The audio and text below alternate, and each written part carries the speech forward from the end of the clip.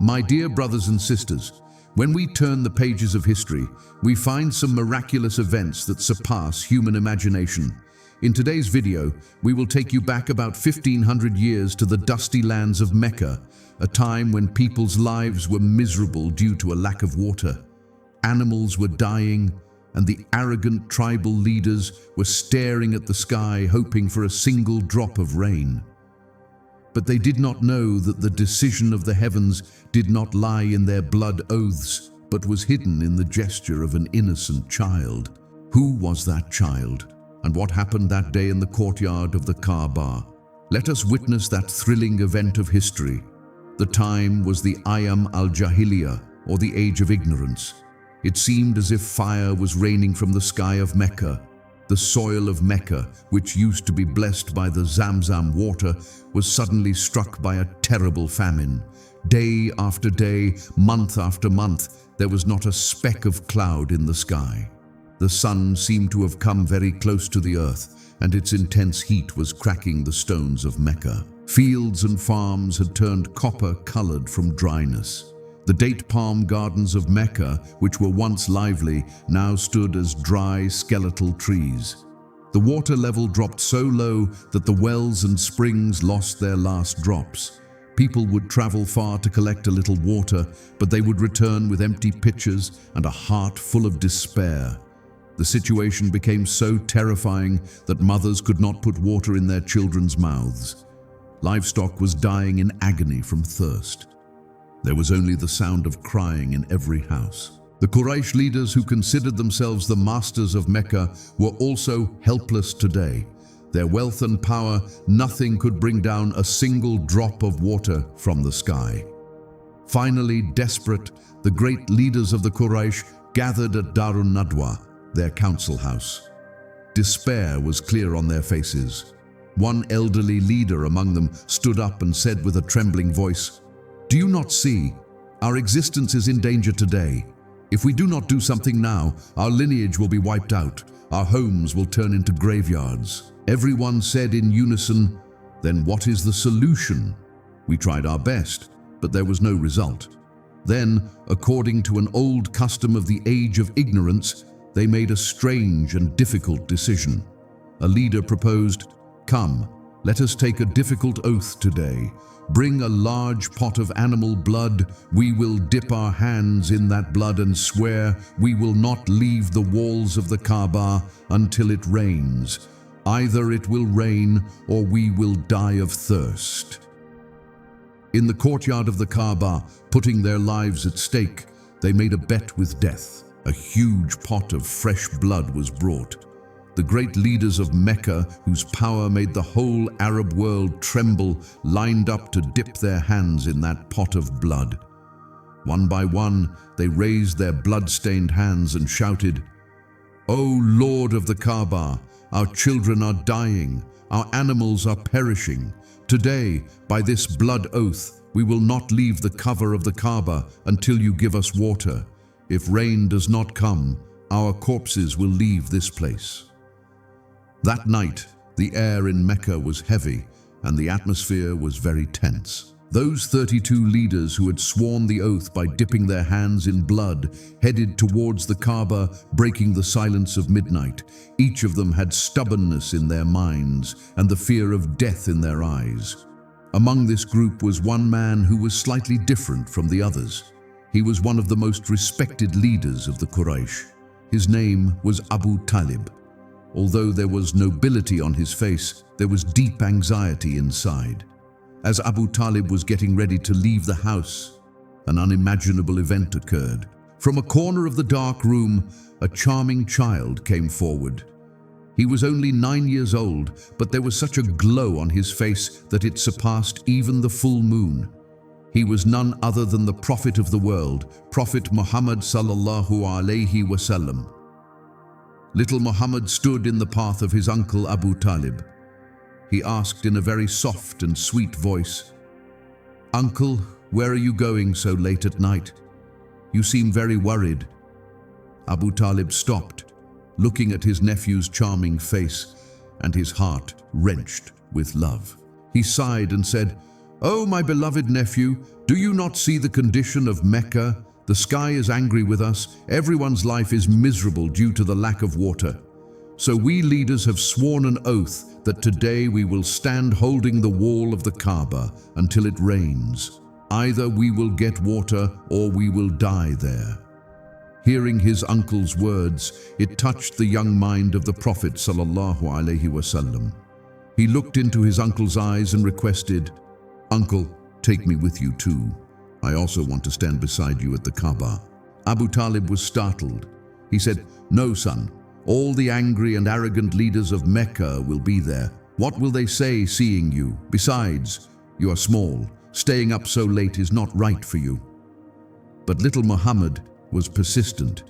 He asked with such pleading that it was impossible for Abu Talib to say no. He loved his nephew more than his own life.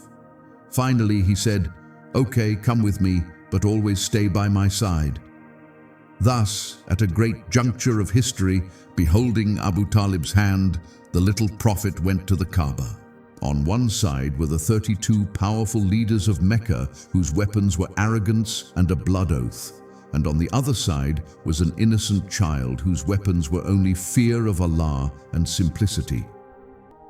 When Abu Talib reached the courtyard of the Kaaba with his nephew, it was a heartbreaking scene. All the people of Mecca, men, women, elderly and children, had gathered around the Kaaba. There was hope in everyone's eyes. Perhaps the sky would melt at this difficult oath of the leaders. The atmosphere was incredibly heavy. Those 32 leaders stood in a line against the wall of the Kaaba. The smell of blood was still coming from their bodies. But seeing a child with Abu Talib, murmurs started among the leaders, their eyebrows furrowed. An angry leader shouted, "Oh, Abu Talib, what have you done? Why have you brought a nursing child to this serious gathering of ours? Is this a game? We have come to decide life and death, and you have brought a child." Abu Talib felt embarrassed. He did not want to break the social custom of the time. He whispered to the Prophet ﷺ, "Son, you go sit a bit behind. These are important people. They are getting angry." Prophet Muhammad ﷺ did not argue with his natural humility. He lowered his head, went behind the crowd, and sat quietly. Then began the wailing of those leaders. They held the cover of the Kaaba and shouted, "Oh Lord, give us water, save us!" Their crying made the sky and air heavy. Hours passed. Night turned into dawn, but not a single cloud was seen. The sun rose and its heat began to increase. In the scorching heat of noon, the leaders were soaked in sweat. Some were about to faint from the heat, but their stubbornness remained. They would not move. At this extreme moment, when everyone's hope was almost gone, Abu Talib felt someone pulling his sheet from behind. Annoyed, he looked back and saw little Muhammad standing there. His fair face had turned red in the sun. Abu Talib said in a slightly scolding tone, "Muhammad, you came to the front again. Go sit in the shade." But this time the Prophet ﷺ did not step back. He said firmly, but very politely, "Uncle, let me go to the front a little. I will pray. You will see. My Allah will not turn you away." Abu Talib was surprised. He said, "We 32 leaders cried all night and floated our chests with tears, yet the sky did not melt, and you, a 9-year-old child, will pray and it will rain. Don't be crazy. Go." The Prophet ﷺ went quietly to the back again to wait. But a while later, when people were about to faint from the heat of the sun, the Prophet ﷺ came again. This time, wiping the sweat off Abu Talib's face, he said, "Uncle, I cannot bear your suffering. Give me one chance." Abu Talib could not refuse this time. His nephew's confidence weakened him. He said, "Okay, come." The Prophet ﷺ came forward. He looked at the leaders and said, "You all stand behind me. I will stand in front and pray." The leaders were angry. Hearing this, the arrogant leaders got angry. They said, "What? "We will stand behind this little boy. Do we have no dignity?" But the Prophet ﷺ said in a grave voice, "If you do not move back, it will not rain today, and if it doesn't rain, you will all be destroyed." Hearing that childish yet majestic voice, the great leaders of Mecca became mesmerized. They felt that this child was no ordinary person. There was such power in his words that it was impossible for them to ignore. The arrogant leaders, who were steadfast in their stubbornness just a moment ago, now moved back slowly like obedient boys. For the first time in the history of Mecca, elderly leaders stood in rows behind a 9-year-old boy. The space in front became empty. Standing there alone was the best of creation, Prophet Muhammad ﷺ. Pin-drop silence was everywhere. Thousands of people held their breath and watched, waiting to see what would happen. Little Muhammad had not yet raised his hands. The leaders whispered from behind, "Oh Muhammad, we have moved back. Now pray, scream and call Allah like we did." Then the Prophet ﷺ replied in a calm voice, "If I also do what you did, then what remains the difference between you and me?" People asked in surprise, "Then what will you do?" The Prophet ﷺ smiled and said, "You just watch." Then he lifted his charming face towards the sky. He did not scream. He did not wail loudly. He just spoke to his Lord in his heart. He just kept his large eyes fixed on the sky and spoke to his Lord in his heart. In that gaze was a plea. There was love. Just a few moments later, suddenly the color of the sky burnt by the scorching sun began to change. A piece of black cloud was seen on the horizon of Mecca. The leaders stared in amazement. In the blink of an eye, that small cloud took a huge shape and covered the entire sky. The sun that was giving heat like fire just a moment ago got lost behind the clouds. A cool breeze began. A cool breeze began to blow. And then that desired moment arrived. The sky broke open and rain poured down. Drops of mercy water began to soak the hot sands of Mecca. The dried up trees seemed to regain life. The people of Mecca, overwhelmed with joy, began to get wet in the rain. They shouted happily, "Ya Muhammad, Ya Muhammad, by the blessing of your prayer, we have regained life today." The leaders bowed their heads in shame. They realized this rain did not come from their blood oath, but through him. They realized it came through the tears of this orphan child. However, dear viewers, this friendship of the Prophet ﷺ with clouds and rain is nothing new. Even before this, in his childhood, many such miraculous events occurred which amazed people. Let us go back a little further into the past, from that scene when he was growing up in the house of his foster mother, Halima Sadia. Those days with the Banu Sad tribe. He was then only 3 or 4 years old. One day, he came to her with a plea. He pleaded, "Mother, where do my foster brothers go every morning?" Halima said affectionately, "Son, they go towards the jungle and hills to graze goats." Then little Prophet said, "Mother, I want to go with them too. I also want to see what the outside world is like." Halima was terrified. She knew how harsh the desert of Mecca was. She said, "No, son, you are still very small. You will not be able to bear the harsh sun outside. Besides, the desert path is very difficult and dangerous for a child."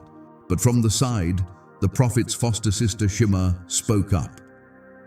"Mother, you do not know when Brother Muhammad is with us, a strange thing happens. We have seen that a piece of cloud from the sky always floats over his head like a shadow. The sun never touches his body. Wherever he goes, the cloud goes with him." Hearing this from her daughter, Halima's mind was filled with belief and wonder. She realized that this child was under the special protection of Allah. Still, she was worried as a mother. Still being a mother, she did not want to let her peace of heart out of her sight. But when the child Prophet ﷺ kept insisting with great affection and innocence, Halima finally gave permission. The next morning, the little prince went out to graze goats with his brothers. That scene was something to behold.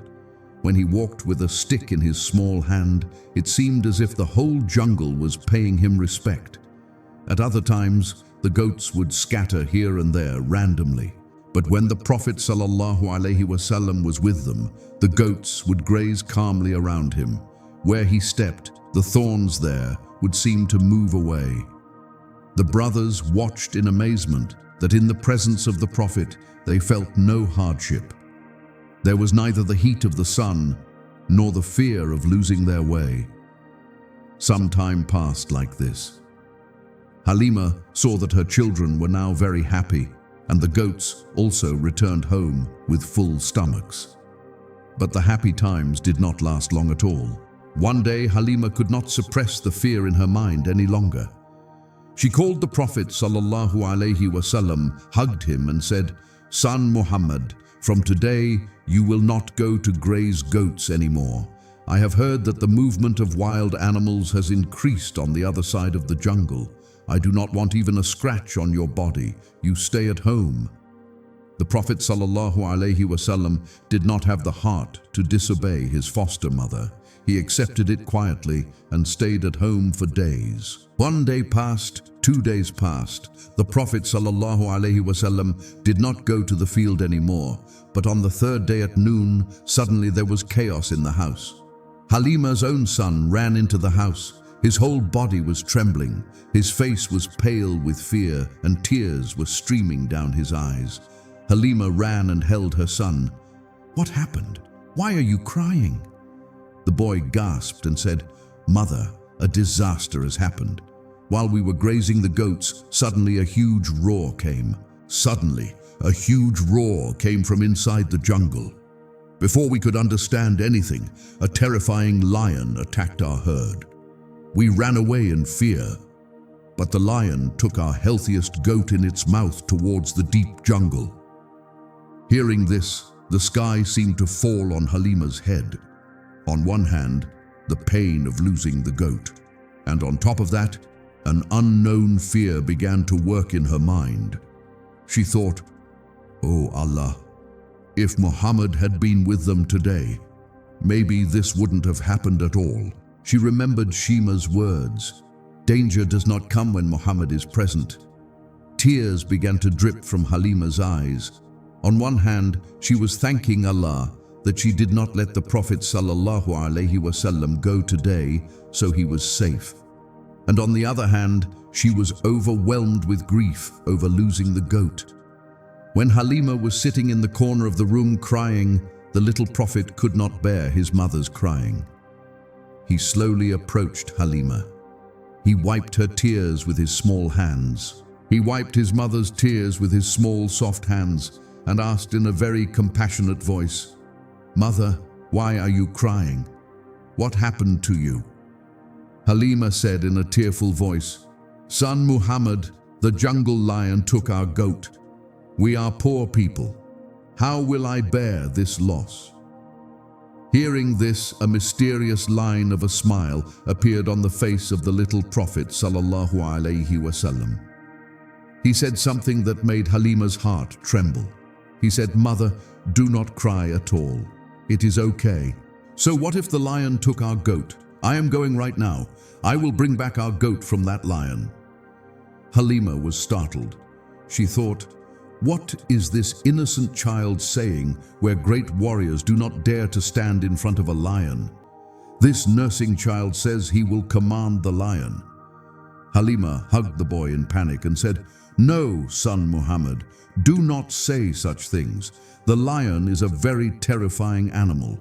Once it catches someone, it does not give them back. You do not know the forest law. You do not know how cruel the law of the forest is. I will not let you go to that death trap at all. Let the goat go, but I cannot bear the fear of losing you." But then the little Muhammad sallallahu alaihi wasallam looked into his mother's eyes and spoke with such firmness that it was impossible for an ordinary child to say. He said, "Mother, do not be afraid. The lions of the jungle may be ferocious to others, but they are bound to bow their heads before Muhammad. Come with me today. Come with me today. You will see a new scene." There was such divine power in the voice of the child Prophet sallallahu alaihi wasallam that Halima Sadia seemed hypnotized. All the fear in her mind turned into belief in a moment. She held the hand of the little Prophet with trembling hands and stepped towards the deep jungle, crossing the village path.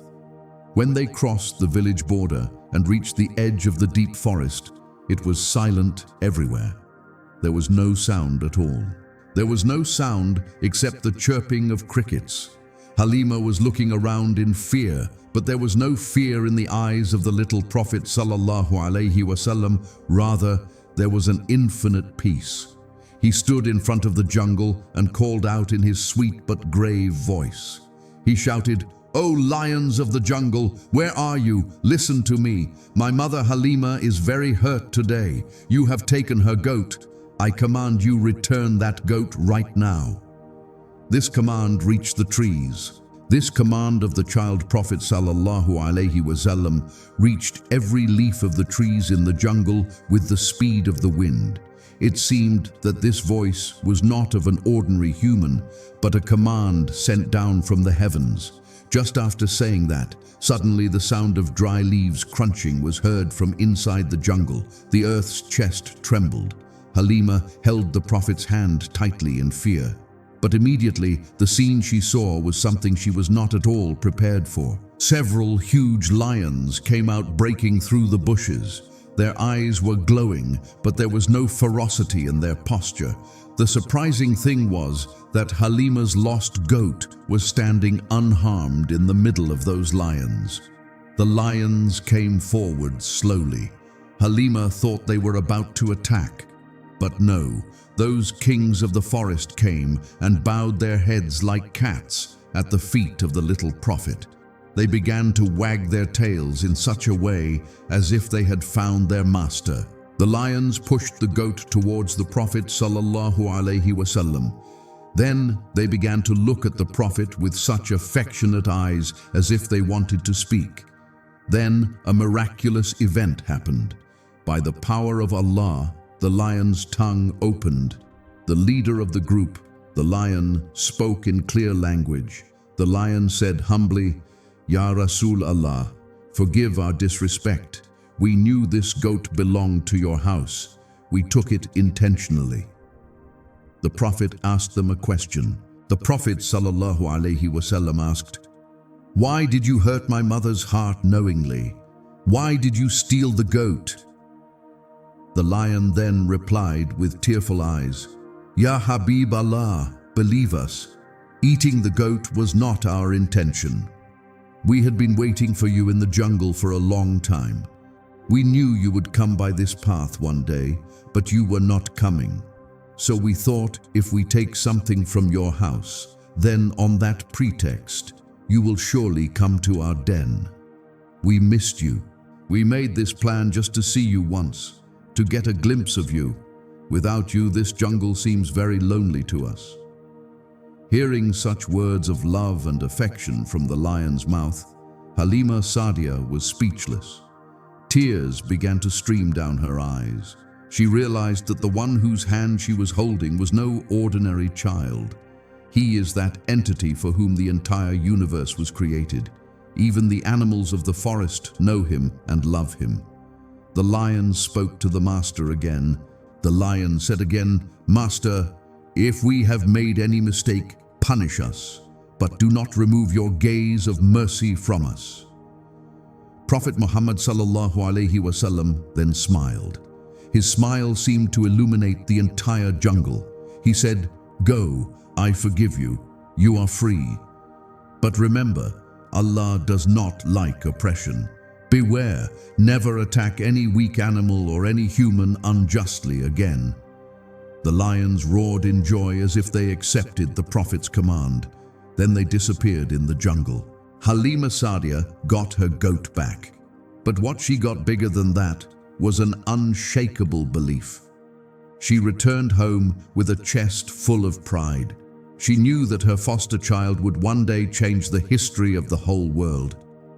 Dear viewers, these were some miraculous events from the childhood of our beloved Prophet Hazrat Muhammad sallallahu alaihi wasallam. Just as the clouds obeyed his signal on that rainless day in Mecca, the ferocious lions of the forest also surrendered to his love. From this, it is understood that he was a mercy or kindness to creation. Dead soil comes to life at his touch, and ferocity turns into love at his signal. Today's story teaches us that love for the Prophet is not limited only to humans, but every living being knows and loves him. Before ending the video, a question for you. Which event of the Prophet's life touched your heart the most? Do let us know by commenting. And build your life according to his great ideals.